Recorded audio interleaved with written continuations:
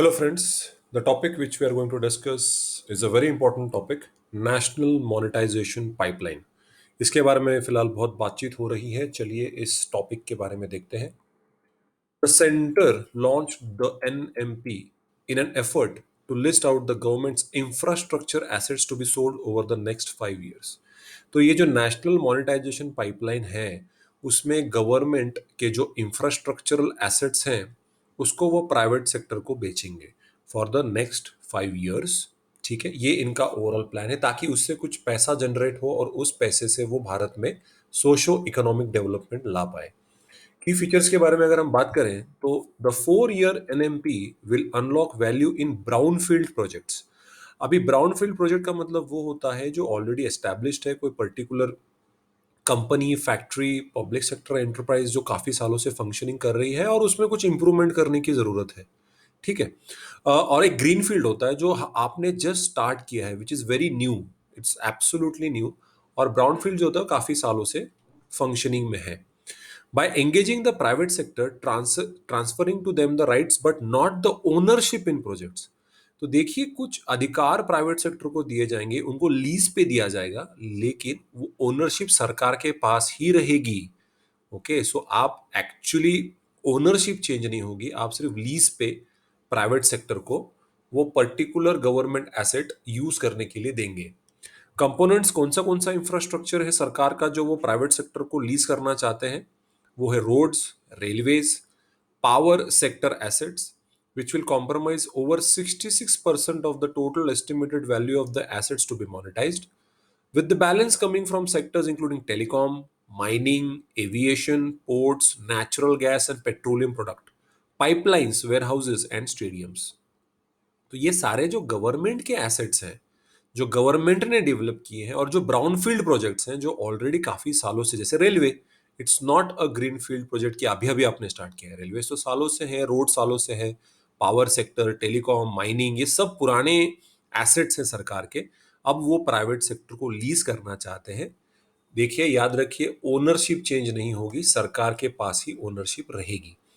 तो इसके बारे में और ज्यादा देखते हैं. ऑब्जेक्टिव्स क्या है? Basically to unlock the value of investment in the brownfield public sector assets by tapping institutional and long-term capital, which thereafter can be leveraged for public investment. तो ये जो आप लीज करोगे प्राइवेट सेक्टर को, उससे जो पैसा आएगा उस पैसे से वो इन्वेस्टमेंट करेगी सरकार डेवलपमेंट के लिए. ठीक है. टू अनेबल इंफ्रास्ट्रक्चर क्रिएशन, देखिए जो वही कहा मैंने, जो सोशो इकोनॉमिक ग्रोथ है, इंफ्रास्ट्रक्चर है, जैसे स्कूल है, हॉस्पिटल्स हैं, रोड्स हैं, इनको कंस्ट्रक्ट करने के लिए लोग ये मोनेटाइजेशन करेंगे, जिससे जो पैसा आएगा उससे वो भारत का इंफ्रास्ट्रक्चर डेवलप करेंगे.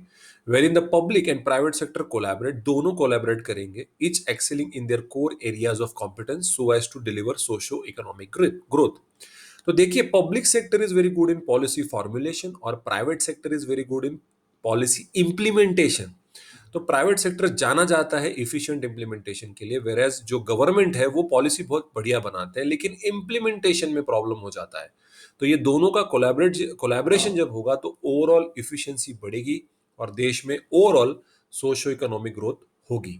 फ्रेमवर्क की अगर बात करें, currently only assets of central government line ministries and CPSEs, that is Central Public Sector Enterprises in Infrastructure sectors have been included. तो फिलहाल जो सेंट्रल गवर्नमेंट के एसेट्स है उन्हीं को इंक्लूड किया गया है. स्टेट गवर्नमेंट के जो एसेट्स होंगे उनको अभी तक इंक्लूड नहीं किया गया है. Monetization through disinvestment and monetization of non-core assets have not been included in the NMP.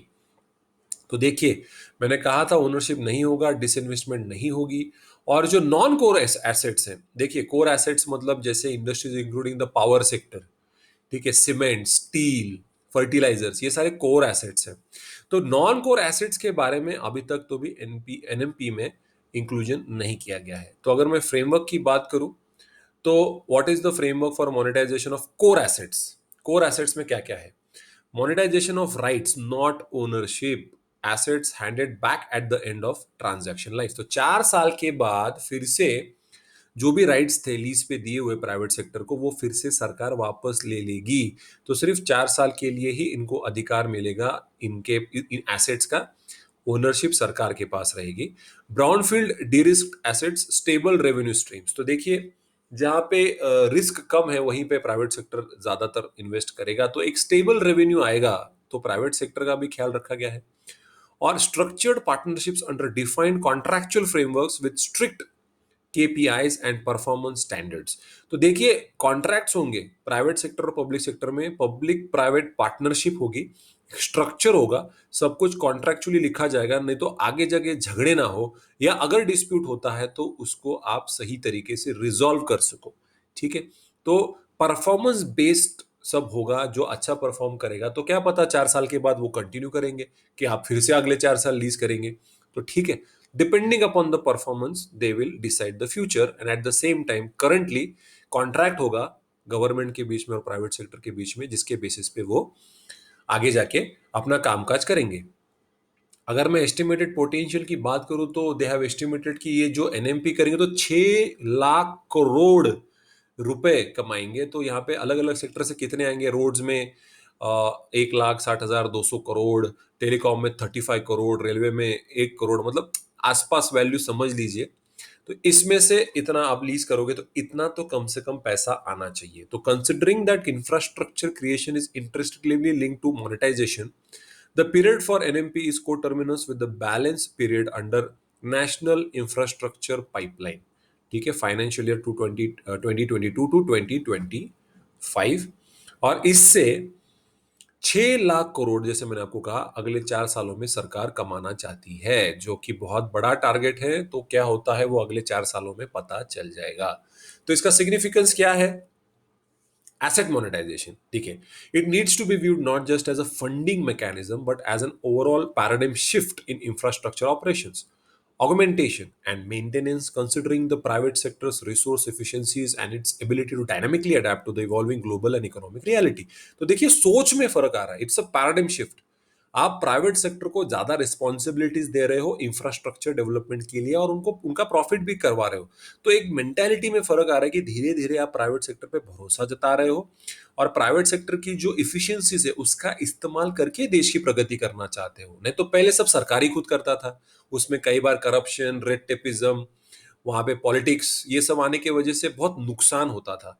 लेकिन ये जो सोच है कि सरकारी सब कुछ करेगी वो अभी धीरे धीरे कम हो रही है और धीरे धीरे प्राइवेट सेक्टर का engagement in the countries development बढ़ रहा है।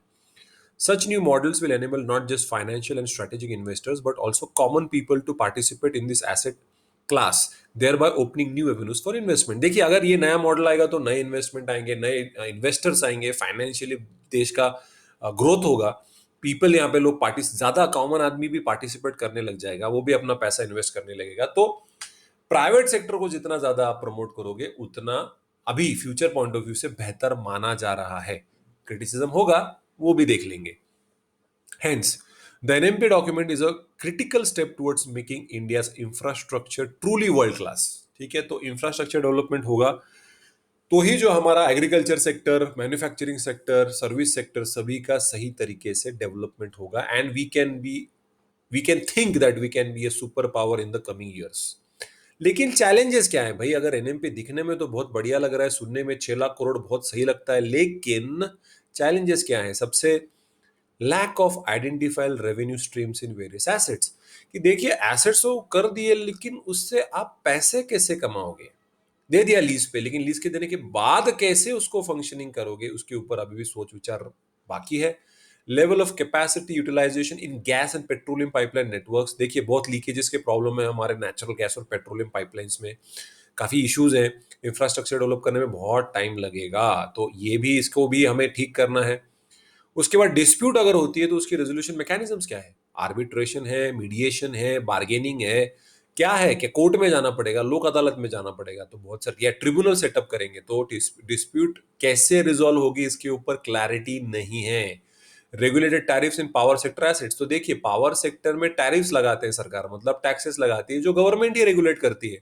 पर अगर आपने प्राइवेट सेक्टर को उसको चलाने को दिया तो टैरिफ्स कौन रेगुलेट करेगा? मार्केट करेगा, मतलब प्राइवेट सेक्टर करेगा क्या गवर्नमेंट करेगा? इसके ऊपर भी कोई क्लैरिटी नहीं है। लो interest among investors in a national highway below 4 lens. तो देखिए 4 लेन से अगर छोटा कोई नेशनल हाईवे होगा तो उसमें इन्वेस्टर्स पैसा इन्वेस्ट नहीं करते, तो कम से कम 4 लेन का हाईवे होगा तो ही लोग इन्वेस्ट करेंगे। The lack of independent sectoral regulators, तो देखिए अलग अलग सेक्टर्स को, रोड्स है, रेलवेज है, माइनिंग है, तो कोई इंडिपेंडेंट सेक्टोरल रेगुलेटर नहीं है, सब कुछ सरकार की एक ही सरकार है, वही सब देखती है। तो भाई अगर अलग अलग होंगे रेगुलेटर्स तो वो ज्यादा बेहतर होगा, क्लैरिटी रहेगी काम में। लेकिन वो नहीं है तो फिर डिस्प्यूट अगेन होगी, तो कौन उसको रिजॉल्व करेगा? कॉन्ट्रैक्ट के ऊपर डिपेंड करता है। So that was the topic guys, thank you for listening to my video. So ये हम बैचेस लॉन्च कर रहे हैं, जीएस की बैच है, सोशोलॉजी की बैच है। अगर आप इंटरेस्टेड हैं ऑफलाइन बैचेस के लिए तो पुणे में आप अटेंड कर सकते हैं। देखिए तो आप अगर इंटरेस्टेड है तो मुझे कांटेक्ट कर सकते हैं। और हम वैसे भी करंट अफेयर्स की बैचेस हर संडे को लॉन्च करने वाले हैं, तो अगर आप इंटरेस्टेड हैं specifically who are preparing for this year और द नेक्स्ट ईयर स्पेसिफिकली, उनको बहुत ज़्यादा फायदा होगा। क्योंकि कई बार मैंने नोटिस किया है कि करंट अफेयर्स में बच्चों का ओरिएंटेशन गलत हो जाता है। तो definitely I can help you out in the preparation of the current affairs every Sunday, covering all the current affairs from January 2021। तो आप मुझे ज़रूर कॉन्टैक्ट कर सकते हैं। Thank you. Subscribe the channel and press the bell icon. Never miss an update from Aditya Kedari Knowledge Hub.